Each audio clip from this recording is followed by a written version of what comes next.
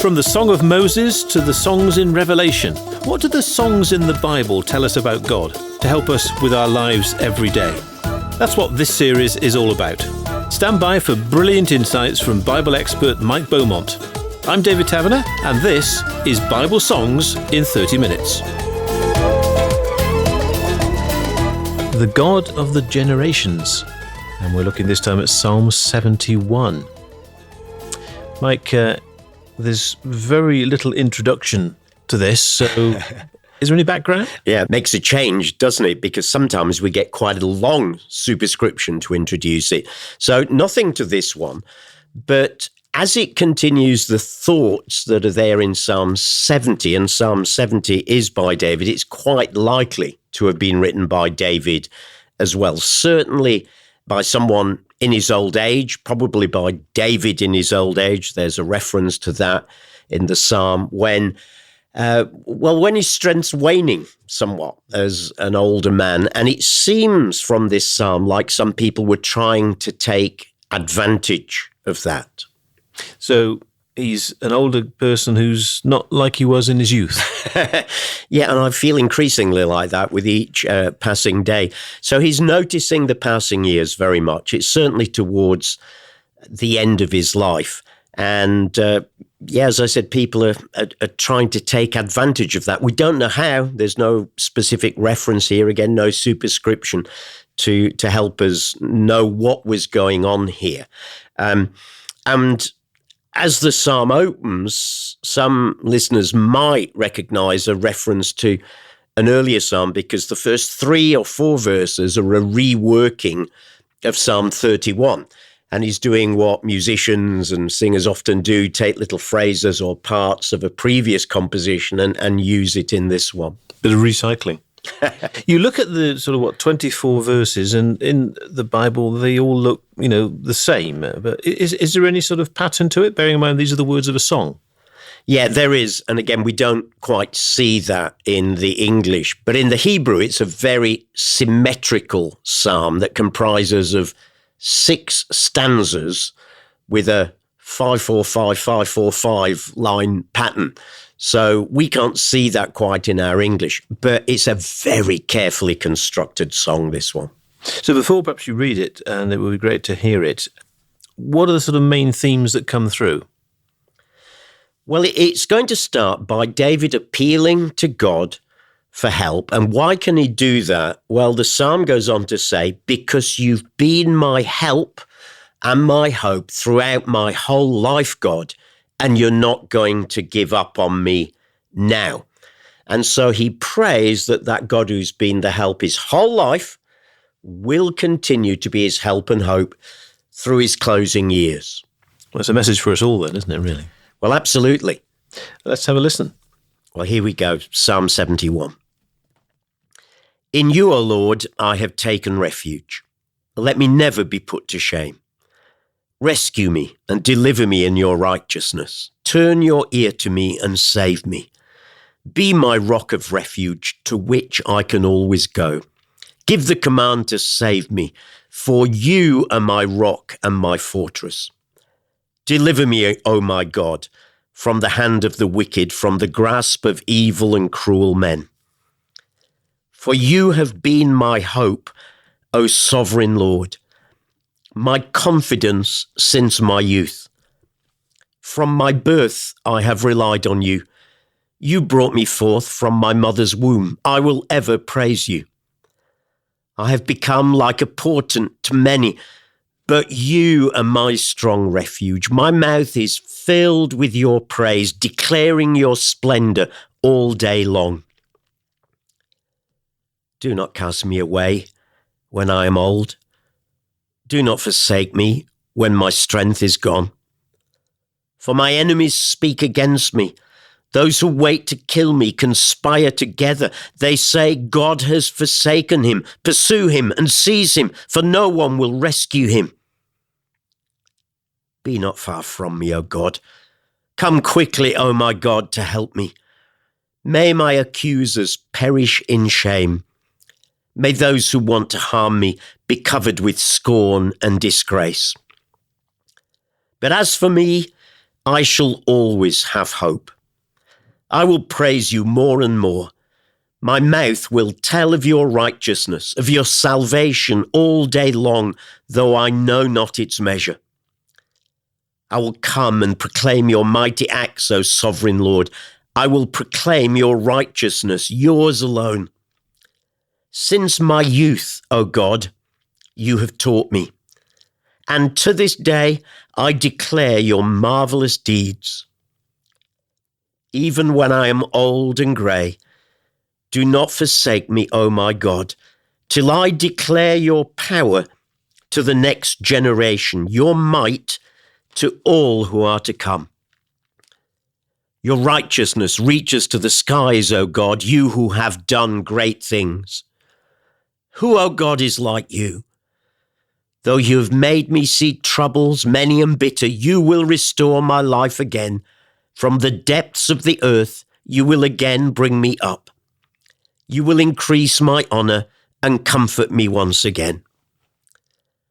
I will praise you with the harp for your faithfulness, O my God. I will sing praise to you with the lyre, O Holy One of Israel. My lips will shout for joy when I sing praise to you, I whom you have redeemed. My tongue will tell of your righteous acts all day long, for those who wanted to harm me have been put to shame and confusion.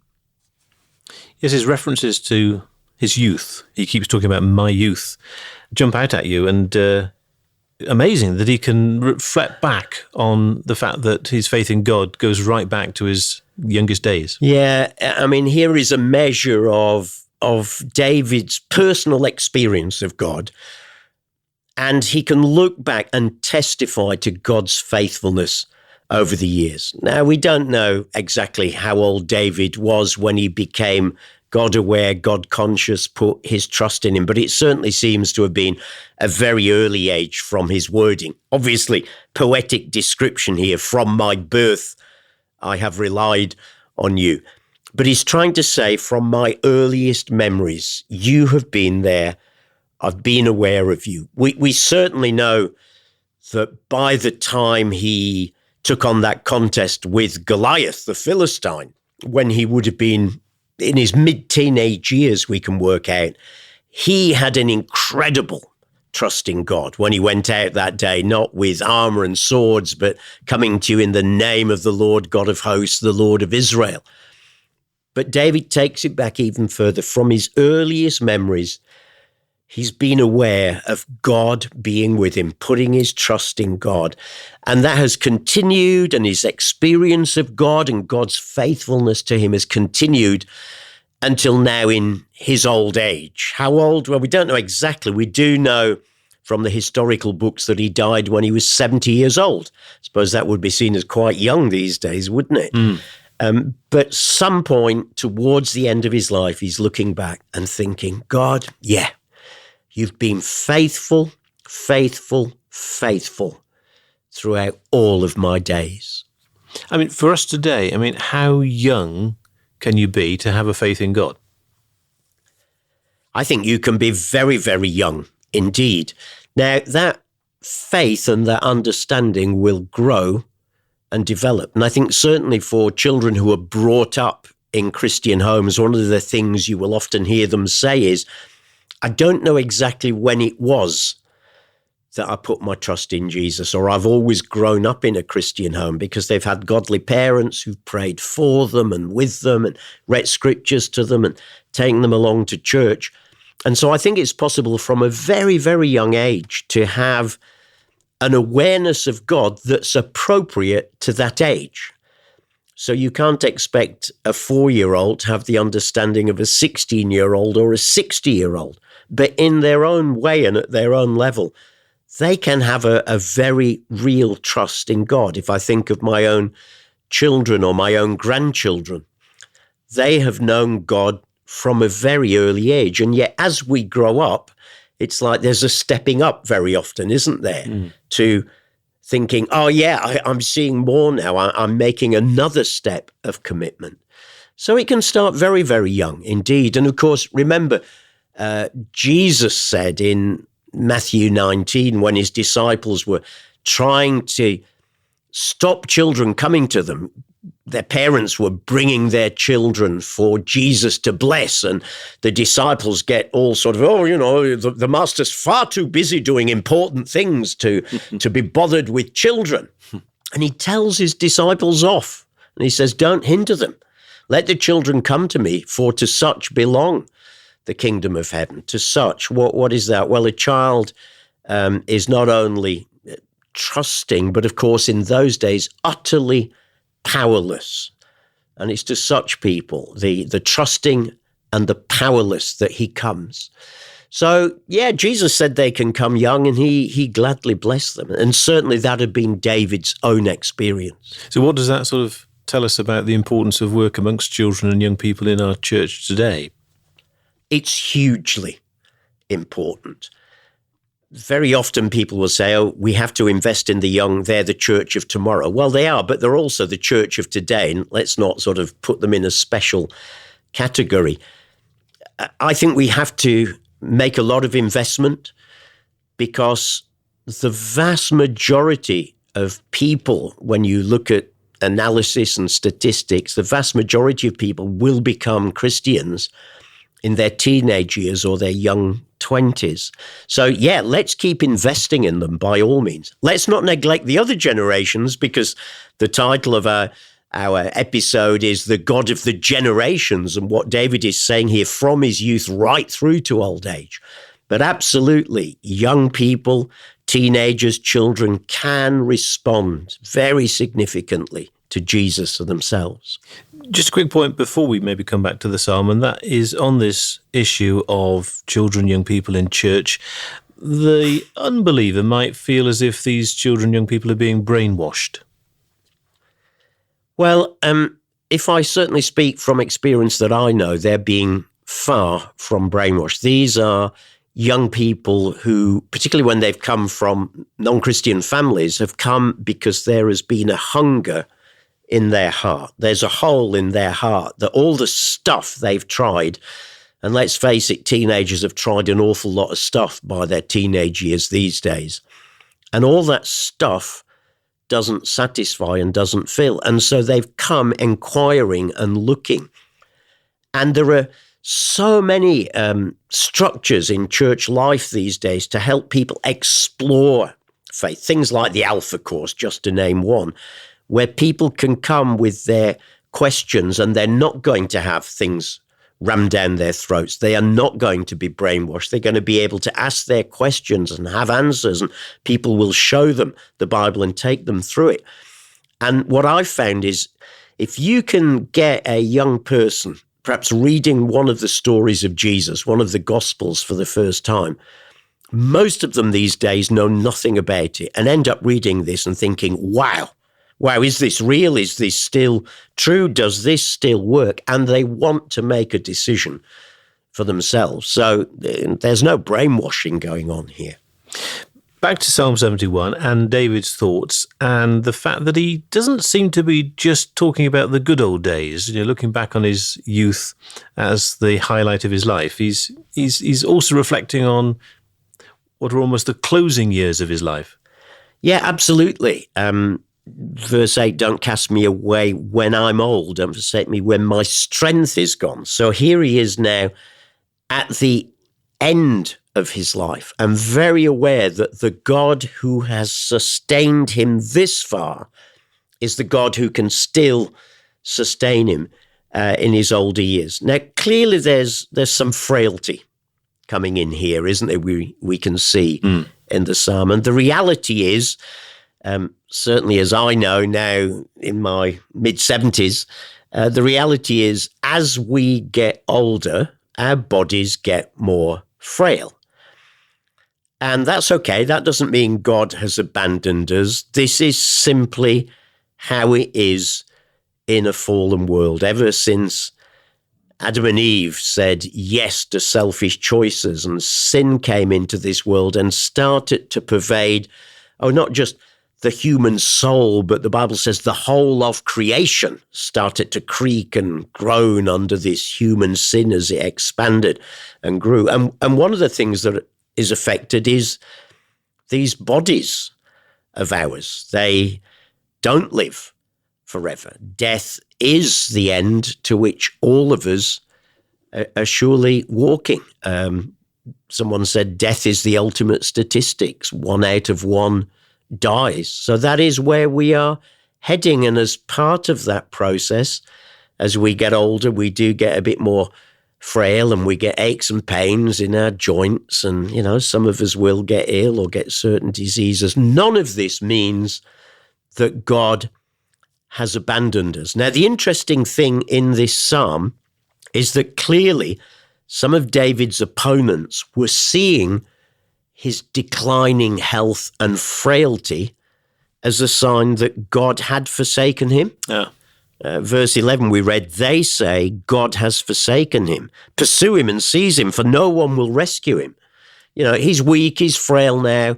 We can make our move against the king. Nobody's going to rescue that old guy over there. He's a has-been. He's a has-been. So clearly some were feeling, he's a has-been, he's written off.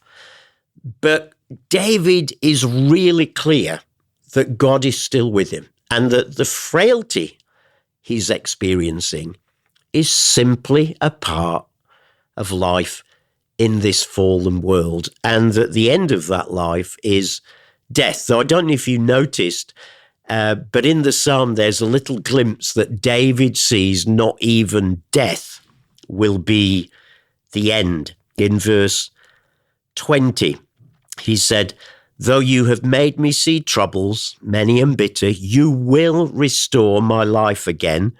From the depths of the earth, you will again bring me up. You will increase my honor. So David is seeing there's hope after death. Now, we've said this before in this series.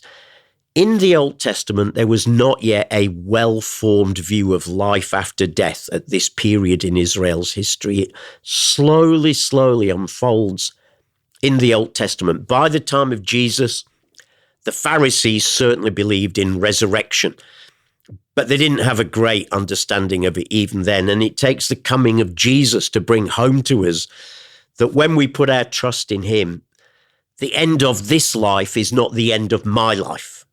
That there is a life to come, an eternity spent with him. And how amazing that 1,000 years before Jesus came, David is catching glimpses of it. He might not know how it looks and what shape it is, but he knows there is hope that the end of his life will not be the end of him. And I've noticed that, despite the fact that he might well have been battle-scarred, he's not talking about his aches and pains and moaning and groaning in his old age. Oh, yes. It's very easy for us older people to get into that, isn't it? In fact, with some of our friends sometimes, we will have a laugh when we start saying to one another, how are you? I'm great, but my knees have been a bit creaky. And they say, oh, yeah, my elbow's been a bit bad. Thankfully, we then laugh at one another thinking, oh, this is what old people do, isn't it? They talk about aches and pains, and we can laugh about it. And hey, why do people talk about things like that? Because they're important. And I'm certainly not belittling them. And I suppose younger people in particular can parody old people as just those who talk about aches and pains.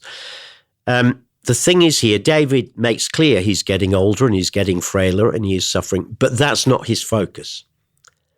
In fact, we only hear that because he's talking about God. When I was young, God, you were with me. When I was a teenager, God, you were with me. When I was in my 30s and 40s and 50s, God, you were with me. And now when I am old, even though I've got these aches and pains, God, you are still with me. You are truly the God of the generations. There is never a season in life when you are not there and you are not with us, no matter what we might be facing. Of course, nowadays we've got all these definitions of generations. I was, just trying to remember, we've got, baby boomers, we've got Gen X, Gen Y, Gen Z, Gen Alpha, I think Gen Beta, and so on. So those are our new definitions of different periods of time when people were born, for sure. But David is just talking about his youth and his old age. Yeah, they didn't have all those categories. But I'll tell you what, if all those categories existed then, and their attempts, sociological attempts, aren't they, to sort of try and classify groups of people and the things that have broadly characterized them. In some ways, they're helpful. In many ways, they're unhelpful because it locks people up. And in Christ, we find a new identity that is not to do with whether we're Generation Z or Y or A, B, or C. But if those categories had been around, David would really have been saying that from A to Z for our American listeners, God has been faithful. God is the God of the generations of the whole letters of the alphabet. It is true that some people feel as if when you get to a certain age, you're of not much use anymore. Yes, and it's easy to write yourself off, isn't it? And the reality will be that perhaps some have experienced that, being sidelined because they've got a bit older. I'm privileged to be part of a church at the moment that has got people from a few days old to in their 90s and lots of examples in between. And I love nothing better when older and younger mix together. And we do still try to ensure that our older generations are kept fruitful. It has to change. The shape has to change. I've discovered as I've got older, I can't do everything that I used to do, or if I can do it, I need at least a day or two to recover after it. But we should never write ourselves off. We're never too old and we are never too young. I'm fascinated, actually, to think of how the Bible sees both of those extremes as people who are used. If we think about the young, who was young in the Bible? Well, Jeremiah complains he was too young to be called and be used by God. Samuel was definitely called while he was a young boy. Joseph started getting his dreams while he was a teenager. Mary, the mother of Jesus, was certainly a teenager. The disciples, we don't know, but probably in their early 20s. But at the other end of the scale, there are lots of older people that God uses in the Bible. Abraham was 75 when God called him. His journey only started at the age of 75 when God called him. Moses was 80 when God appeared to him at the burning bush and sent him to Pharaoh with that message, "Let my people go." Caleb, one of those people there with Joshua when God's people entered the promised land. He was 85 years old when they were taking the land, and he goes to Joshua and says, "Give me the hill country. You know, I'm still fit. I might be 85, but I'm as fit as I was when we entered it. Give me the hill country. Let me go out and fight and take it." At 85, Anna, the prophetess who prophesied over Jesus when Mary and Joseph brought him into the temple, we're told she'd been a widow for 84 years. That's a long time. So if she's been a widow 84 years, let's say she got married very, very young. This woman was probably knocking on 100. And yet God used her to bring a very significant prophetic word about Jesus. The Apostle John, one of Jesus's original 12 followers, by the time he writes that book of Revelation, he's in his 90s. So I would want to say to any of our older listeners today, it's not just the young that God is using. Now, yes, there might be some things that the young can do that you can't, particularly if it involves lots of energy and doing. But if we're older, in that older generation, please do not write yourself off, because there are things we can still do and still be engaged in. At the very least, we can certainly share the gospel with people of our age. We're the best people. Those who are in the 60s, 70s, 80s, you are the best people to share the gospel with people of your age and your generation. But there are things in church life. It's perhaps sometimes more behind the scenes. It certainly is in prayer. So refuse to believe that you're now too old to be of any use for anything in church. You are absolutely not. You are not too young. You are not too old, because God is the God of the generations. Why does the Bible not refer to retirement? Well, of course, in Bible times, there was no such thing as retirement, simply because you had to keep working to keep living. So if you were a farmer, well, you would have raised up your children to be farmers as well, and they would have raised up their children, and you would have lived in an extended family. But there would have been no sense of retirement because everybody still had to work, like in many parts of the world still today. You don't, here in the West, we grumble about our retirement age, going, oh, the government's just raised retirement age by such and such an age, at which they pay us our pension that we've been paying into for years. So practically, there was just no opportunity for retirement in those days, which is one big significant difference.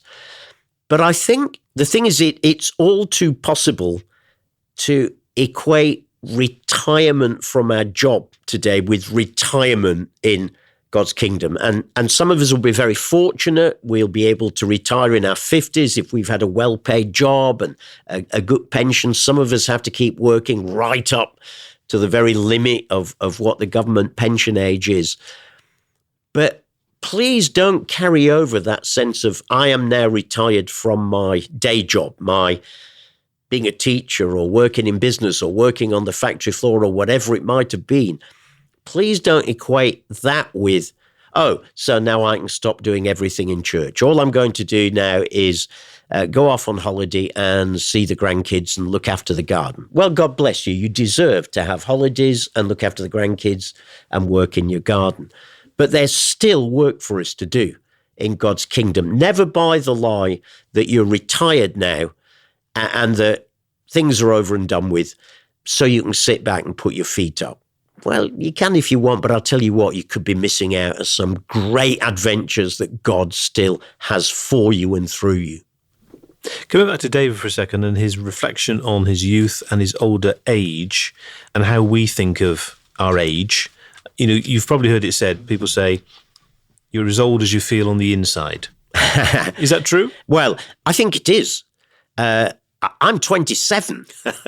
I'm sort of stuck at that age. Why 27? Well, that's when I started out as a full-time pastor. And although I know my body is sort of winding down slowly, inside, I still feel 27. I have to remind myself occasionally, I'm not 27, I'm mid-70s.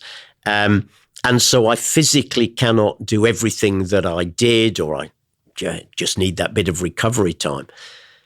But how you posture your heart towards God and your sense of faith and conviction that God still has things for me to do, I think is one of the things that generates energy and passion within you. So don't settle for, oh, I am this age or that age, I am too young or too old. Whatever you are, old or young, you can still have that energy and passion to serve God. To what extent, if we are older, are we also an example to the generations to follow? Well, we absolutely should be. We should be an example to them by the way we live our life, by our praying for people, by the posture of our hearts.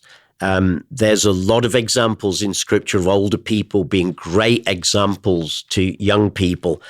But also of passing on the truth to them. One of my favorite passages about the generations is in Psalm 78, verses 1-8. And I'll just turn to that if I can, because it's such a great passage. It says, "O my people, hear my teaching. Listen to the words of my mouth. I will open my mouth in parables. I will utter hidden things, things from of old, what we have heard and known, what our fathers have told us. We will not hide them from their children. We will tell the next generation the praiseworthy deeds of the Lord, his power and the wonders he has done. He decreed statutes for Jacob and established the law in Israel, which he commanded our forefathers to teach their children so that the next generation would know them, even the children yet to be born, and they in turn would tell their children. Then they would put their trust in God and would not forget his deeds, but would keep his commands. Now, there are 5 generations there: forefathers, children, next generation, children yet to be born, and in turn their children. Wow.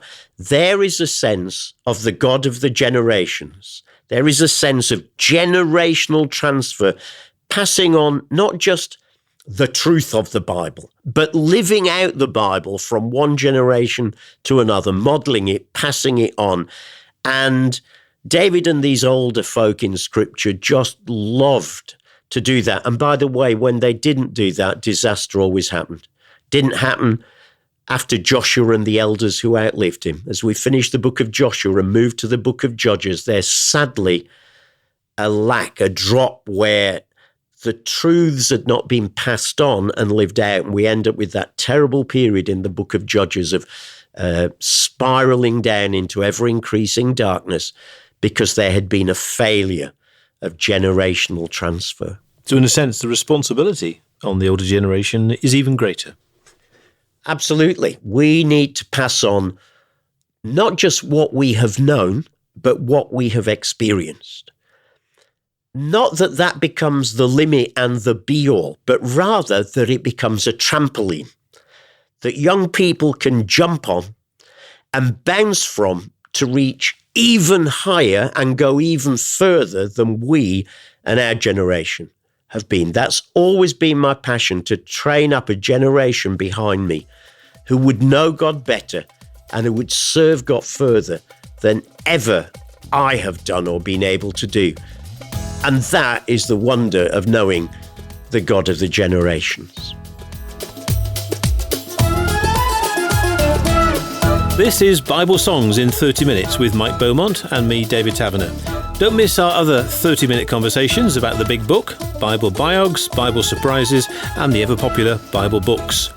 And how about following our Bible journeys on location in the Holy Land and beyond as we track the New Testament in Jesus Then and Now, followed by Unstoppable Church Then and Now. You can listen to all these wherever you get your UCB podcasts.